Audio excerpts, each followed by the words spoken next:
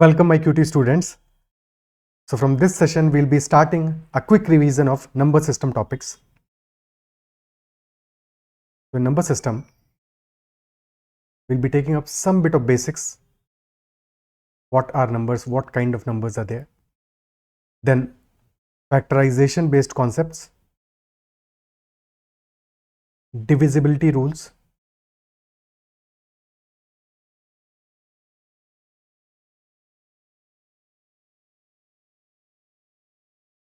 then we'll be taking up unit digit and number of zeros, and lastly we will be covering LCM and HCF. These are all the topics that we'll be covering up. Okay, and for those who are confused कि number system syllabus का part है कि नहीं है, don't be confused. Number system is a part of syllabus. It is directly mentioned. Quant के syllabus में mention नहीं है, but it is mentioned in the DI का syllabus, number systems. Okay, ठीक है, तो चलो start करते हैं.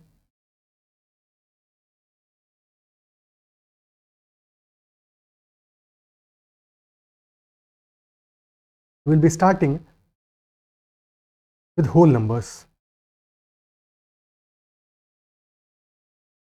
natural numbers,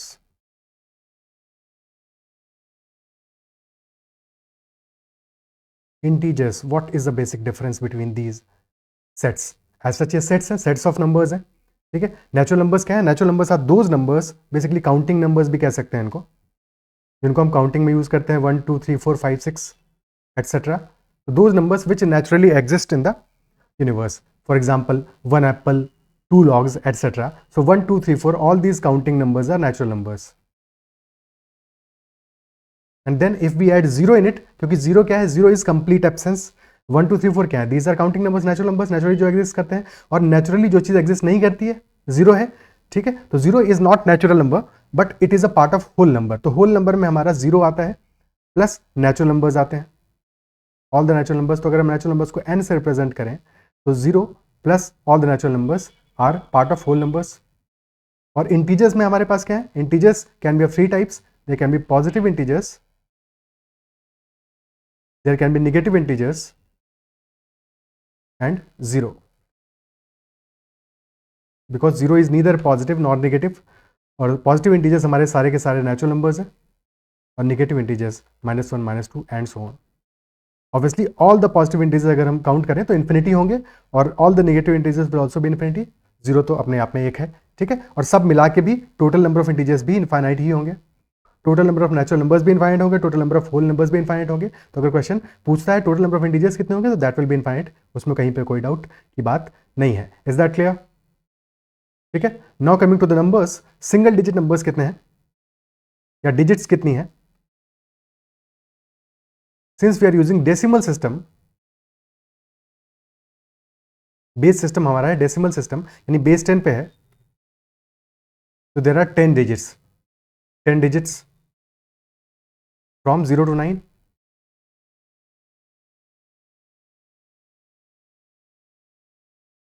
तो there are single digit numbers कितने होंगे? 1 डिजिट के नंबर्स कितने होंगे? We are talking about counting numbers only. So 1 से लेके 9 तक के total 9 numbers are there of single digit. 2 digit numbers कितने होंगे?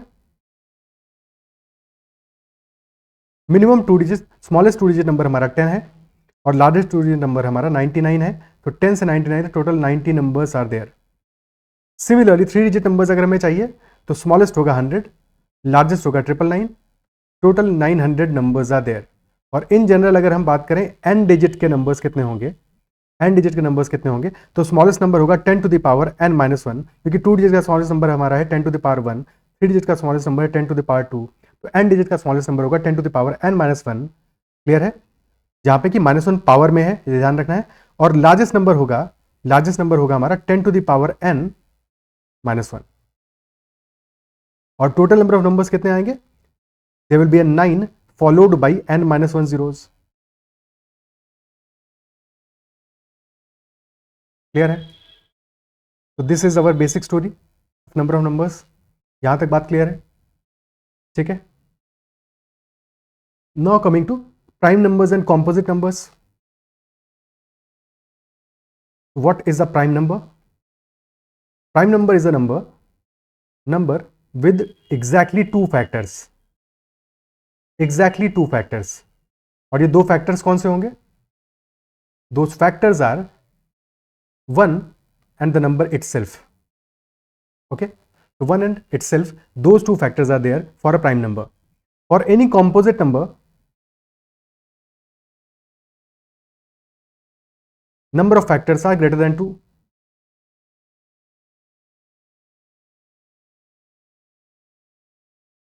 फैक्टर्स के बारे में अभी हम सेपरेटली डिस्कस करेंगे. Number of factors is greater than 2 for a composite number. और 1 एक स्पेशल नंबर है. 1 इज नीदर प्राइम, क्योंकि दो फैक्टर्स नहीं है, नॉर कॉम्पोजिट. और क्यों नहीं है दो फैक्टर्स? क्योंकि प्राइम नंबर्स के लिए दो फैक्टर होने चाहिए, 1 एंड इटसेल्फ, और 1 तो खुद ही इटसेल्फ है.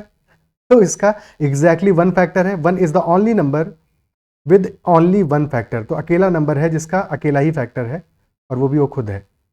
ठीक है. सो 1 is neither prime nor composite, ये ध्यान रखना है. और प्राइम नंबर्स में एग्जैक्टली दो फैक्टर्स होंगे. कॉम्पोजिट नंबर के फैक्टर्स हमेशा 2 से ज्यादा होंगे. Is that clear? ठीक है. क्या ये बात क्लियर है? आगे बढ़ते हैं. Now coming to even numbers and odd numbers.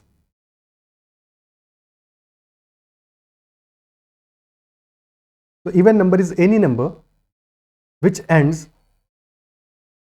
with 0 or 2, 4, 6, 8. So basically जो इवन डिजिट से एंड करे. और इवन नंबर हमारा is always divisible by 2.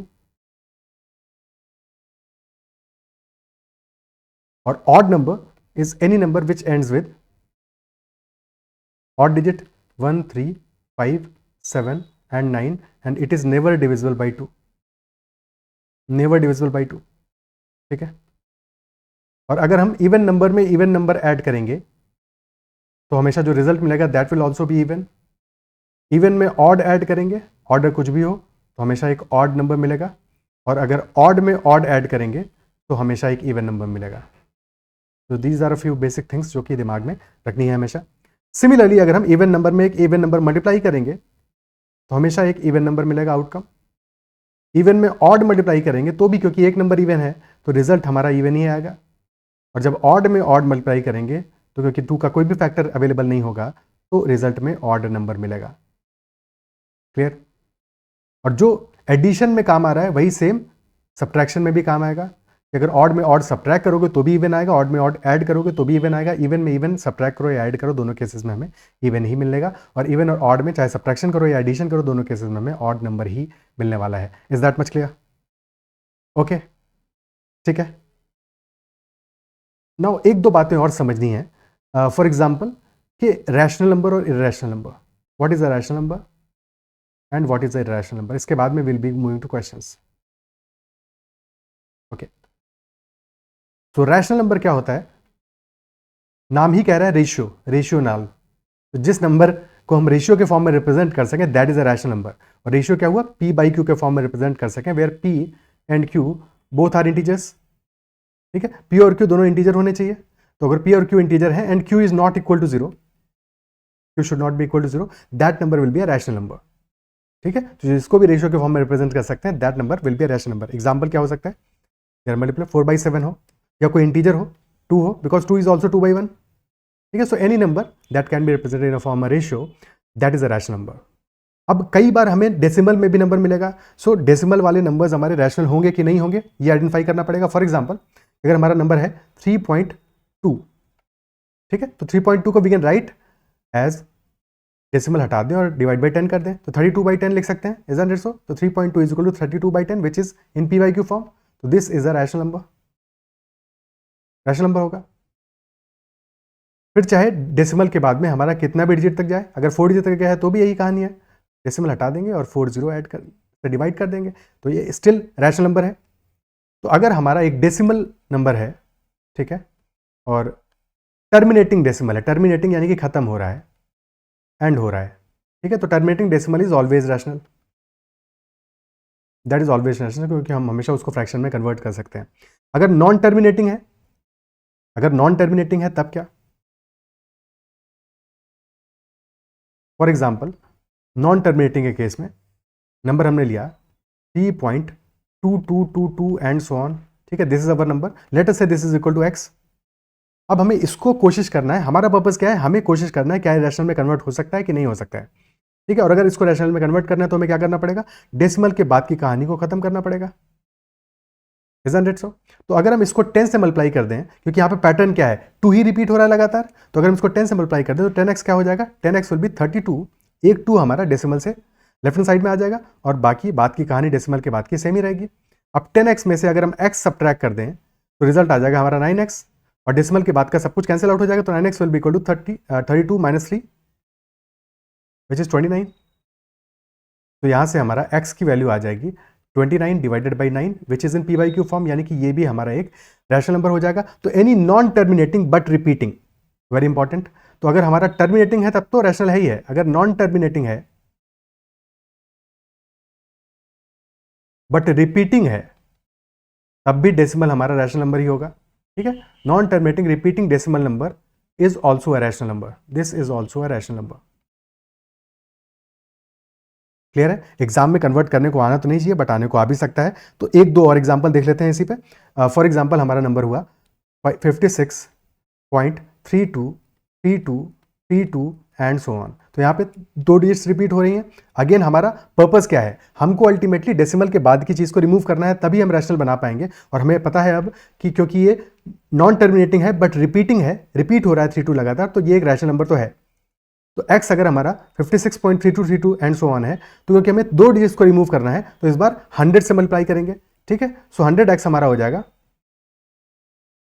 5632.323232 and so on. अब जब हम 100x में से x सब्ट्रैक्ट करेंगे तो बच जाएगा हमारा 99x, और राइट हैंड साइड में बचेगा 5632 माइनस 56, यानी कि 5600 और माइनस 24, तो दैट इज 5576, और डेसिमल के बाद की कहानी तो खत्म है।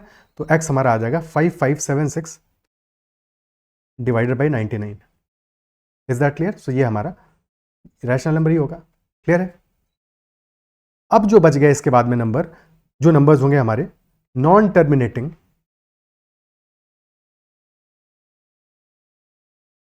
एंड नॉन रिपीटिंग, ना तो टर्मिनेट हो रहे हैं और ना ही रिपीट कर रहे हैं, ऐसा कोई भी नंबर हमारा विल बी इररेशनल। तो सिर्फ और सिर्फ यही नंबर्स हमारे इररेशनल नंबर्स होंगे which are non terminating and non repeating.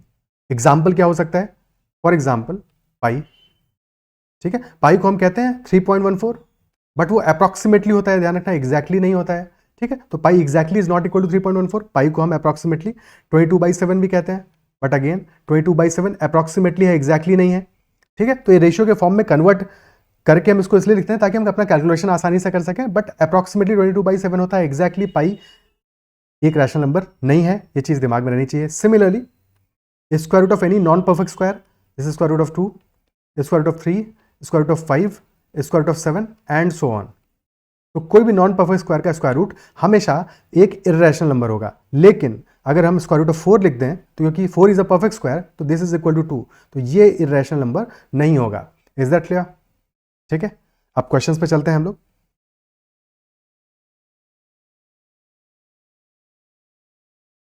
तो you can connect with Telegram at ADITYAKT and join the Telegram group CAT-ZMB। अगर अब तक ज्वाइन नहीं किया है और अगर सेशन पसंद आ रहा है तो उसको लाइक जरूर करना है, अगर चैनल को अब तक सब्सक्राइब नहीं किया है तो जरूर कर लेना। Question number 1, how many digits are required to write numbers from 1 to 100? तो 1 से लेकर 100 तक के डिजिट्स को लिखने के लिए टोटल कितनी नंबर्स को लिखने के लिए टोटल कितनी डिजिट्स हमें रिक्वायर्ड होंगी? तो वी नो, हर एक क्वेश्चन में पॉज करके खुद से अटेम्प्ट करना है, ठीक है, फिर सॉल्यूशन चेक करो। 1 से लेकर 9 तक सारे सिंगल डिजिट नंबर्स हैं, फिर 10 से लेकर 99 तक सारे 2 डिजिट नंबर्स हैं, और लास्ट में आता है 100 which is a 3 digit number. तो 1 से लेकर 9 तक सारे सिंगल डिजिट नंबर हैं, तो एक ही डिजिट यूज होगा, तो 1 × 9, 9 डिजिट्स हो गए टोटल। फिर 10 से लेकर 99 तक 90 नंबर्स हैं और 2 डिजिट्स यूज हो रही हैं, तो टोटल डिजिट्स हो गए 180। और लास्टली 100 में है 3 डिजिट्स, तो 9 + 180 + 3, answer will be 192। Is that clear? ठीक है, आंसर हमारा आ जाएगा 192। Next question, 612 digits are required to write numbers from 1 to n, so we have to find the value of n n का वैल्यू क्या होगा, टोटल 612 डिजिट्स है required, ठीक है। सो हमें ये पता है, ऑलरेडी हम देख चुके हैं कि 1 से लेकर 9 तक 9 डिजिट्स यूज हो रही हैं, फिर 10 से लेकर 99 तक 180 90 इंटू 2 यानी 180 डिजिट्स यूज हो रही हैं।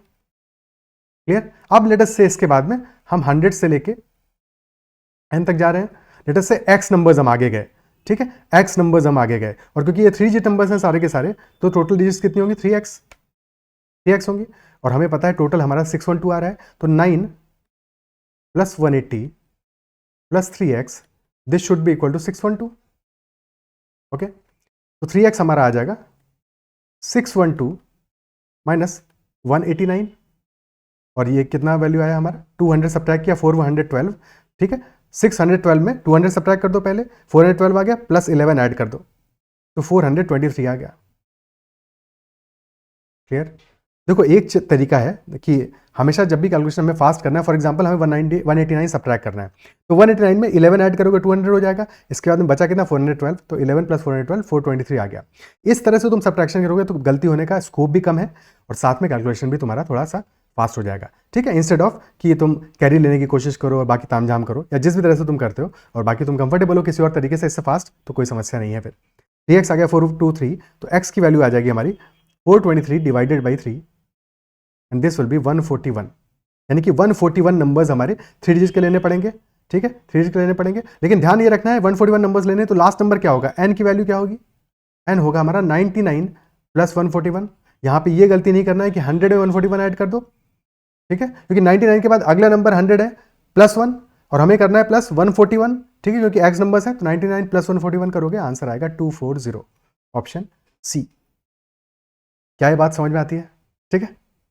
Next question, the fraction 101 and 27 upon 1 के बाद में कितना जीरो आ रहा है, 5 जीरो आ रहे हैं, और डेसिमल में हमें इसको लिखना है, ठीक है, डेसिमल में लिखना है। तो सबसे पहले इस नंबर को ही देख लेते हैं कि क्या होगा, 101 तो स्टार्ट में आ गया, तो क्लियर है, तो ऑप्शन 1 या 2 तो आंसर नहीं होगा, कोई सेंस ही नहीं बनता उसका, ठीक है। हमें सिर्फ देखना है कि ये नंबर क्या आने वाला है, तो 1 के बाद में 5 जीरो आ रहे हैं, ठीक है, तो अगर ये 1 अपॉन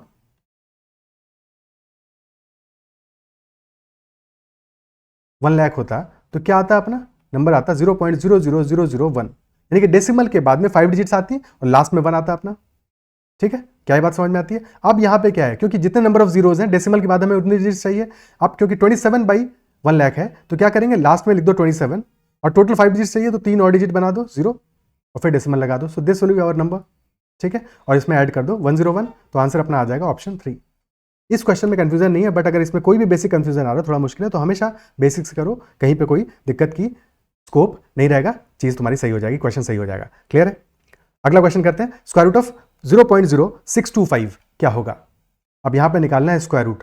अब हमें स्क्वायर रूट 625 का तो पता है, बट 0.0625 का नहीं पता है ना, तो क्या करेंगे, इसको लिख देंगे हम 625। हमें पता है डेसिमल के बाद में कितने डिजिट्स गए हैं, 4 डिजिट गए हैं, तो डिवाइडेड बाई 1 और फिर 40 फॉलो करके लगा देंगे। अब इसका स्क्वायर रूट ले लो, 625 का स्क्वायर रूट है 25, और यहाँ पे 1 के बाद में 4 डिजिट्स है, तो स्क्वायर रूट में 2 ही जीरो आएंगे, यानी कि 100 आएगा, 25 बाई 100, यानी कि this is 0.25, option B will be the answer. Is that clear, ठीक है, कोई समस्या। अब अगर यही हमें वैल्यू दिया होता, लेट अस से 0.000729, तो क्यूब रूट क्या होता,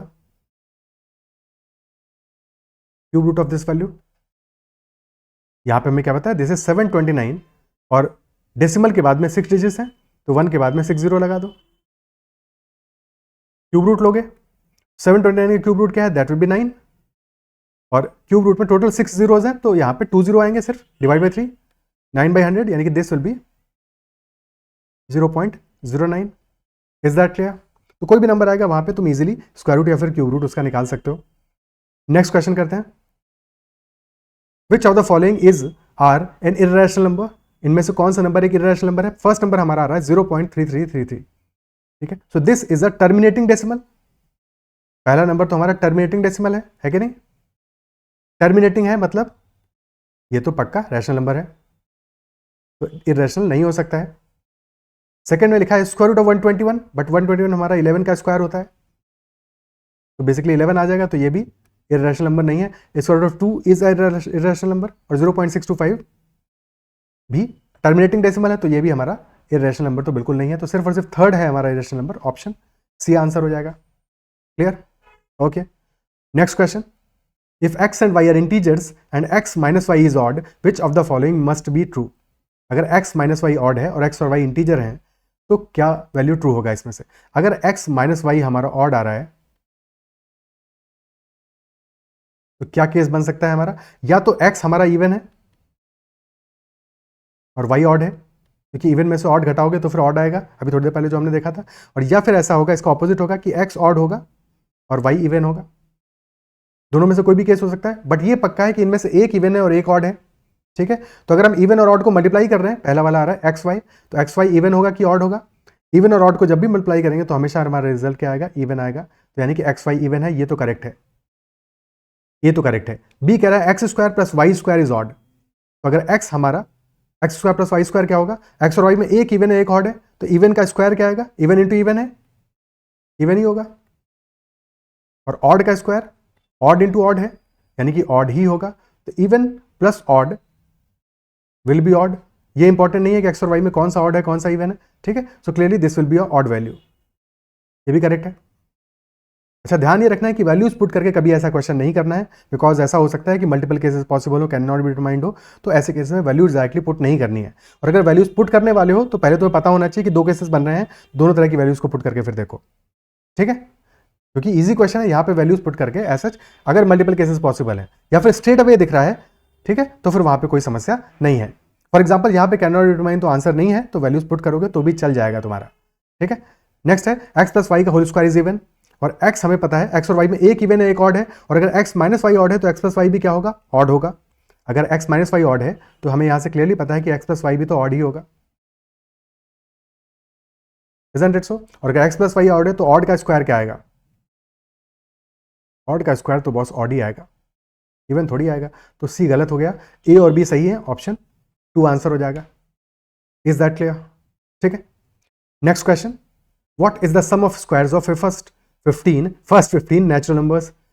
तो जब भी नेचुरल नंबर्स की हम बात करेंगे, वैसे तो ये टॉपिक हमने एपी जीपी में अच्छे से कवर किया हुआ है, तो वाला सेशन अगर नहीं देखा है प्रोग्रेशंस का तो एक बार चेकआउट कर लेना।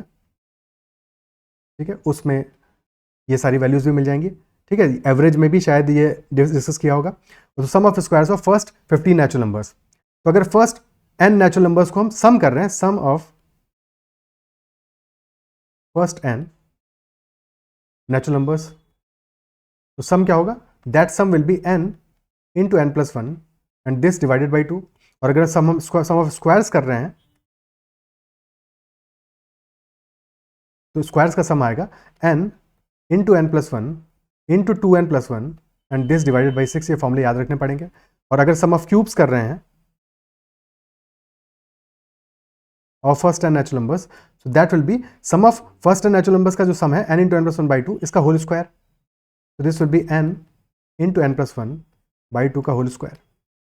क्लियर? क्वेश्चन पूछ रहा है sum of squares of first 15 natural numbers, तो बस n इक्वल टू 15 इनपुट कर दो, तो आ जाएगा 15 इंटू n प्लस 1 यानी 16 इंटू 2n प्लस 1 यानी 31, दिस डिवाइडेड बाई 6।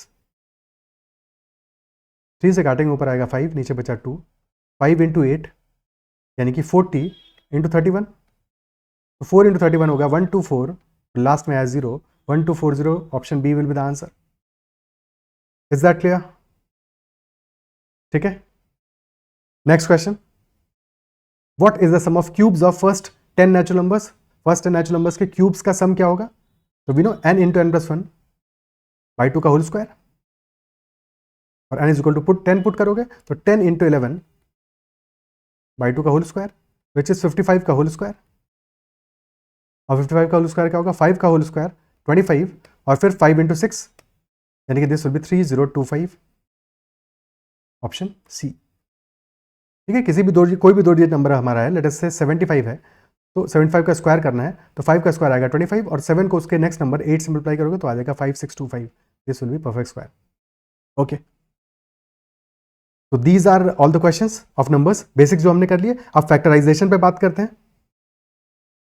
तो if any number is given, for example number हमारा गिवन है 48, तो हम 48 को क्या लिख सकते हैं? We can write this as 1 into 48, okay और दो नंबर्स हैं जिनको मल्टीप्लाई करके हम 48 बना रहे हैं इफेक्टिवली, 1 और 48 को मल्टीप्लाई करके we are making 48, so that is why these two numbers are called factors of the product, और प्रोडक्ट क्या है 48, these are factors of the product. ठीक है, जैसे फैक्ट्री में कहते हैं, फैक्ट्री क्या है, फैक्ट्री क्या है, प्रोडक्ट बनाते हो वहां पे, और प्रोडक्ट बनाने के लिए फैक्टर्स के थ्रू ही बनता है, यानी कि फैक्टर क्या होगा, लेबर होगा, कैपिटल होगा, मल्टीपल फैक्टर्स हैं। ठीक है, तो उन फैक्टर्स से जो प्रोडक्ट बन रहा है वही हमारा क्या है, प्रोडक्ट 48 यहाँ पे है। फैक्ट्री में क्या है, जो आइटम बन रहा है उस जो प्रोडक्ट अल्टीमेटली एंड प्रोडक्ट बन रहा है फैक्ट्री में। ठीक है, और वो बनने के लिए जो चीजें इस्तेमाल हो रही है दोज आर फैक्टर्स। सिमिलरली यहाँ पे दो वैल्यूज को मल्टीप्लाई करके हमारा एक नंबर बन रहा है, so those values are called factors. ठीक है, और similarly this can be called 2 × 24 से भी हमारा 48 बनेगा, तो ये भी फैक्टर्स होंगे, ये भी फैक्टर्स होंगे। सिमिलरली 3 × 16 और 4 × 12 और 6 × 8, these all are called factors of the product 48। 48 के फैक्टर्स हमारे कितने आ गए, 10 फैक्टर्स आ गए। बट हर बार अगर कोई बड़ा नंबर होगा तो हम ऐसे करते तो नहीं बैठेंगे कि सारे के सारे फैक्टर्स निकालते फिरें, तो इसके लिए हमें एक प्रॉपर अप्रोच डिफाइन करना पड़ेगा। ठीक है, सो वो अप्रोच समझते हैं। 48 को हम फैक्टराइज कर रहे हैं, तो 48 में 2 की कितनी पावर आ रही है, दिस इज 6 × 8 या फिर 16 × 3, तो 16 × 3 है, यानी कि this is 2 to the power 4 × 3 to the power 1।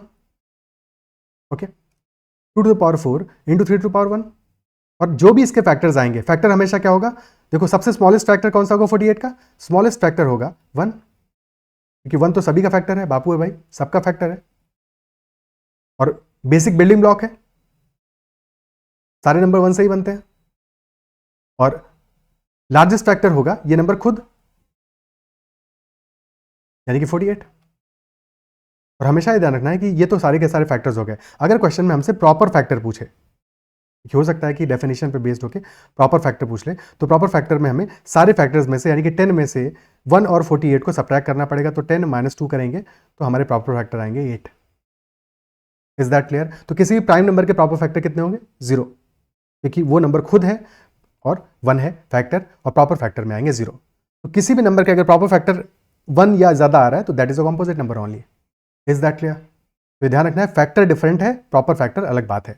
तो अगर प्रॉपर फैक्टर 1 भी है किसी नंबर का, तो that number is a composite number, that is not a prime number, या फिर 1 नहीं है। ठीक है, तो प्रॉपर फैक्टर में ये डिफरेंस है। अब निकालेंगे कैसे, 2 की पावर 4 आ रही है, तो हमारा जो भी नंबर होगा, जो भी फैक्टर होगा, उसमें 2 की पावर या तो 0 आएगी, या 2 की पावर 1 आएगी, या 2 आएगा, या 3 आएगा, या 4 आएगा। और सिमिलरली 3 की पावर या तो 0 आएगी या 1 आएगी, और किसी भी कॉम्बिनेशन पे तुम बढ़ा लो तो हमारा नंबर बन जाएगा। Isn't it so? यानी कि 5 पॉसिबिलिटीज है 2 की पावर के लिए, 2 पॉसिबिलिटीज है 3 की पावर के लिए, तो 5 × 2 टोटल फैक्टर्स हो जाएंगे 10। एक बार फिर से इस बात को समझते हैं। लेट अस से हमने नंबर लिया 63 लिया, ठीक है, इजी एग्जांपल लेते हैं। तो 63 में क्या होगा हमारा, दिस इज 9 × 7, यानी कि 3 का स्क्वायर × 7 to the power 1। ठीक है, अब यहाँ पे अगर हमें नंबर ऑफ फैक्टर्स जानने हैं, वैसे तो इसके इजीली निकाल सकते हैं, बट नंबर ऑफ फैक्टर्स जानने हैं तो या तो हमें 3 की पावर 0 होगा, जो भी फैक्टर होगा उसमें, या 3 की पावर 1 होगा, या 3 की पावर 2 होगा, और सिमिलरली 7 की पावर या तो 0 होगा और या फिर 1 होगा। तो एक तो फैक्टर हो गया हमारा 3 की पावर 0 × 7 की पावर 0, सेकंड हो गया 3 की power 0 × 7 to the power 1, third हो गया 3 की power 1 × 7 to the power 0, fourth हो गया 3 की पावर 1 × 7 to the power 1, और सिमिलरली 3 की पावर 2 × 7 to the power 0 और 3 to the power 2 × 7 to the power 1। यानी कि 3 केसेस बने हमारे 3 की पावर के, 2 केसेस बने 7 की पावर के, 3 × 2 टोटल फैक्टर्स आ गए 6। ओके, और क्योंकि 63 अपने आप में एक ऑड नंबर है, दिस इज ऑड नंबर, तो ऑड नंबर के जितने भी फैक्टर्स होंगे वो सारे के सारे ऑड होंगे, सारे ऑड फैक्टर होंगे। अगर क्वेश्चन एक ऑड नंबर के लिए पूछे कि इवन फैक्टर कितने होंगे, तो इवन फैक्टर होंगे 0, क्योंकि नंबर ही ऑड है। नंबर ऑड है तो 2 से खुद ही डिवाइड नहीं हो रहा है, तो कोई फैक्टर कैसे डिवाइड होगा? ठीक है, और अगर नंबर हमारा इवन है, फॉर एग्जांपल नंबर हमने लिया 48 ही ले लेते हैं, 48 नंबर हमने लिया, 48 हो गया 16 × 3, तो नंबर तो इवन है हमारा, यानी कि इसके इवन फैक्टर्स भी होंगे कुछ और ऑड फैक्टर्स भी होंगे। फॉर एग्जांपल 3 एक ऑड फैक्टर है बट इसका फैक्टर है, 1 भी इसका फैक्टर है। ठीक है, सो ऑड फैक्टर्स भी होंगे, इवन फैक्टर्स भी होंगे, और क्वेश्चन ये पूछे कितने इवन फैक्टर होंगे, कितने ऑड फैक्टर होंगे। सो दिस इज 16 × 3, यानी कि 2 की पावर 4 × 3 to the power 1, यानी कि 2 की पावर के लिए पॉसिबिलिटीज क्या है, 0 हो सकता है, 1 हो सकता है, 2 या 2 की पावर 3 या 2 की पावर 4, और 3 की पावर या तो 0 होगा या 1 होगा। अब इवन फैक्टर क्या होगा, जो डिविजिबल बाई 2 हो, और अगर 2 से डिविजिबल होना है यानी कि 2 का मल्टीपल होना चाहिए, यानी कि factor should be a multiple of 2, और ऑड फैक्टर वो होगा जो कि डिविजिबल नहीं हो 2 से, यानी कि 2 की पावर 0 होगी उसमें। वेरी इंपॉर्टेंट, ऑड फैक्टर में 2 की पावर 0 होगी और इवन फैक्टर में 2 की पावर या तो 1 होगा या 2 होगा या इससे बड़ा कोई पावर होगा। ठीक है, तो अगर हमें ऑड फैक्टर निकालने हैं तो 2 की पावर के लिए पॉसिबिलिटीज कितनी है ऑड फैक्टर के लिए? सिर्फ एक पॉसिबिलिटी है, 2 की पावर 0 होना चाहिए, और 3 की कुछ भी पावर हो कोई फर्क नहीं पड़ता है। तो 1 इंटू 2 टोटल ऑड फैक्टर्स आ जाएंगे 2 फैक्टर्स, और जो कि ऑलरेडी हमने ऊपर लिख दिए हैं 3 एंड 1। और इवन फैक्टर्स कितने होंगे? इवन फैक्टर तब होगा जबकि 2 की पावर कोई भी हो, बस 0 नहीं होनी चाहिए, यानी कि 2 की पावर्स के लिए 4 केसेस हैं और 3 की पावर कुछ भी चलेगी, तो 4 इंटू 2 यानी कि 8 फैक्टर्स होंगे। ध्यान ये रखना है कि जब भी हम ऑड और इवन फैक्टर्स की बात करेंगे तो सिर्फ और सिर्फ 2 की पावर में हमें सेग्रीगेशन करना है, बाकी किसी भी नंबर की कुछ भी पावर हो प्राइम नंबर होने चाहिए। ठीक है, प्राइम नंबर होने चाहिए, तो बाकी किसी नंबर का कुछ भी पावर हो उससे हमें फर्क नहीं पड़ता है। Is that clear? तो एक और सिंपल सा एक नंबर लेते हैं। लेट अस से n हमारा है 10 to the power 2, 5 to the power 3 and 7 to the power 1। तो बताओ नंबर ऑफ फैक्टर्स कितने होंगे इस क्वेश्चन में? यहां पे गलती होने का स्कोप क्या है कि बहुत सारे बच्चे क्या करोगे, ध्यान नहीं दोगे और सीधे से तुम लिख दोगे कि 10 की पावर 2 है यानी कि 3 पॉसिबिलिटीज हैं, 5 की पावर 3 है यानी कि 4 पॉसिबिलिटीज हैं, 7 की पावर 1 है यानी कि 7 की पावर 0 1 2 पॉसिबिलिटीज है। पॉसिबिलिटीज का मतलब क्या हुआ कि पावर 2 है यानी कि 2 + 1 केसेस बनेंगे, 3 + 1 केसेस बनेंगे 5 के लिए, और 1 + 1 केसेस बनेंगे 7 के लिए। और फिर तुम कह दोगे 3 इंटू 4 इंटू 2 यानी कि हमारा 4 2 8 3 24 फैक्टर्स आ जाएंगे। ठीक है, बट ये हो जाएगा क्वेश्चन हमारा गलत, ये हो जाएगा गलत। और क्यों गलत हो जाएगा? बिकॉज यहां पे जब हम 10 का फैक्टराइज कर रहे हैं तो हम यहाँ पे ध्यान नहीं दे रहे कि जब भी हम फैक्टराइजेशन की बात करेंगे, और जो मैंने मिस भी कर दिया स्टार्ट में, मुझे बताना चाहिए था कि हमेशा जब भी हम नंबर ऑफ फैक्टर्स निकालेंगे या इस तरह से फैक्टराइज करेंगे तो हमें हमेशा प्राइम फैक्टराइजेशन करना है।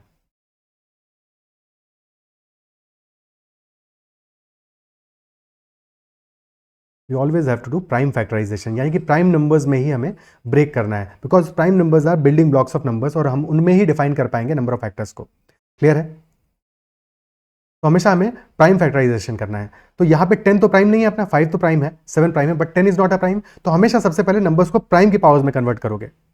ठीक है, प्राइम की पावर्स में कन्वर्ट करोगे तो 10 हमारा हो जाएगा 2 का स्क्वायर इंटू 5 का स्क्वायर इंटू 5 का cube into 7 to the power 1। तो अब हमारा नंबर इफेक्टिव बन गया है 2 का पावर 2 और 5 की पावर 2 + 3 हो जाएगी यानी 5 हो जाएगी, और 7 टू द पावर 1।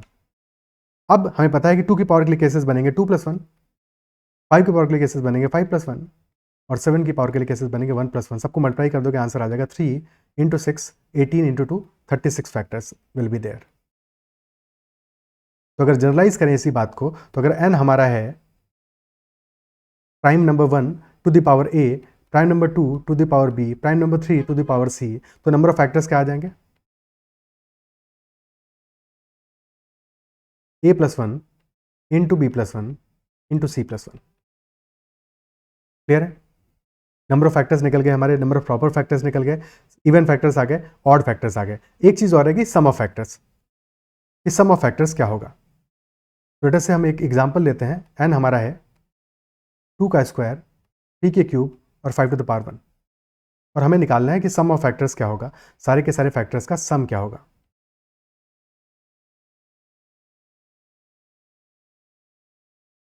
सबसे पहले तो नंबर ऑफ फैक्टर्स कितने होंगे इसके? 2 + 1 इंटू 3 + 1 इंटू 1 + 1, यानी कि 3 इंटू 4 इंटू 2, तो 24 फैक्टर्स आएंगे। ओके, और हमें पता है कि फैक्टर में 2 की पावर या तो 0 होगी या 1 होगी या 2 होगी। सिमिलरली 3 की पावर या तो 0 होगी या 1 या 2 या 3, और 5 की पावर या तो 0 होगी या होगी 1। ठीक है, तो अब सारी 2 की पावर्स को ऐड करके एक ब्रैकेट में लिख लो, सारी 3 की पावर्स को ऐड करके एक ब्रैकेट में लिख लो, और सारी 5 की पावर्स को ऐड करके एक ब्रैकेट में लिख लो। तो पहले ब्रैकेट में नंबर्स कितने हैं? 3, दूसरे में है 4, तीसरे में है 2। तो 3 इंटू 4 इंटू 2 टोटल 24 नंबर्स बनेंगे हमारे मल्टीप्लाई करके, और यही हमारा सम ऑफ फैक्टर्स हो जाएगा। ठीक है, यही हमारा सम ऑफ फैक्टर्स होगा। तो पहला वाला ब्रैकेट में नंबर क्या आ गया?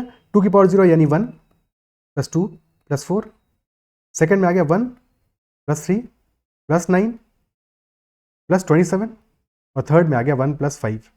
तो दिस इज 7 इंटू 36 + 4 40 इंटू 6, तो 7 इंटू 6 इज 42 इंटू 40 ये आ जाएगा 168, तो 1680। This will be the answer, this will be sum of factors. क्या ये बातें क्लियर है? ठीक है, अब क्वेश्चंस पे चलते हैं, फटाफट से कुछ क्वेश्चंस को प्रैक्टिस कर लेते हैं। First question is find the total number of factors of 3600। 3600 को फैक्टराइज करेंगे सबसे पहले। This is 36 into 100। ठीक है, देखो 2 से डिवाइड करके फिर 2 से डिवाइड करके फिर 2 से डिवाइड करके वैसे फैक्टराइज नहीं करेंगे हम, वैसे स्कूल में करते थे, वहां बढ़िया था। अभी हम क्या करेंगे, हमने इस नंबर को दो पार्ट से ब्रेक किया। 3600 है, 36 और 100। 100 हमें पता है क्या है, 36 इज 4 इंटू 9 और 100 है हमारा 4 इंटू 25। ठीक है, 4 इंटू 4 हो गया 16 यानी 2 टू द पावर 4 आ गया, और 9 यानी 3 का स्क्वायर, और 25 यानी कि 5 का स्क्वायर। तो 2 की पावर के लिए कितने पॉसिबिलिटीज है, 4 + 1, 3 के लिए 3 + 1, 5 के लिए भी, सॉरी 2 + 1, 3 के लिए है 2 + 1, और 5 के लिए भी होगा 2 + 1। This will B 5 into 3 into 3, यानी टोटल नंबर हमारा आ गया 45 factors. Option A clear. Next question, find proper factors. Proper factors चाहिए यानी कि 1 नहीं चाहिए और 2940 नहीं चाहिए, तो इनको सब्ट्रैक्ट करना पड़ेगा बाद में, पहले फैक्टर निकाल तो लें।